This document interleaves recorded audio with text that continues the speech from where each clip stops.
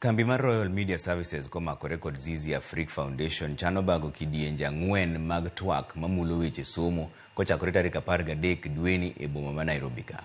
Kanolose kinde yango chenro ne long tich mar Royal Media Services, director mochung' ne kidieny mar weche manyien Linus Kaikai okoni twak makamano biro nywando jopiny, apisas mag sirikal, jotend riwruoge, jopuonj kod jokanyo mamoko kaka yor fuono ne jopiny weche magingo kod penjo bende. Twak mokwongo mochan tarik 13 dweni biro bedo mar somo mar CBE ka ing'iyo chenro mokete neno ni jopuonjre mawuok e junior school kadhi e senior school okobedo kod midhiero.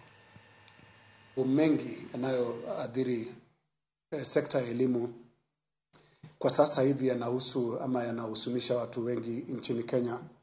Kwa hivyo jukwaa hili ambalo tutaliandaa kuanzia tarehe 13 mwezi huu wa Oktoba itawapa nafasi wa Kenya wengi kupasa sauti zao na kutoa maoni yao kuhusu masuala yanayohusu elimu nchini.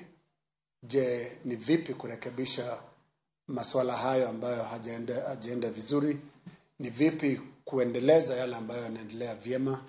Riwruogni wan riwruok ma wabiro timo gik miluongo ni town halls, wabiro bedo gi romo mopogore opogore mabiro chiwo thuolo ne jopiny mi mondo owuo kata ochiw pachgi e weche mag somo e Kenya ka. Kaka ung'eyo sani wantie kod pogruok mang'eny matimore somo, to mi mondo pogruok kata lokruok ma piny owacho temo timo ni odhi maber, dwaro ni mondo jopiny obed jok manyalo bedo ni gigolo duondgi to bende gichiwo paro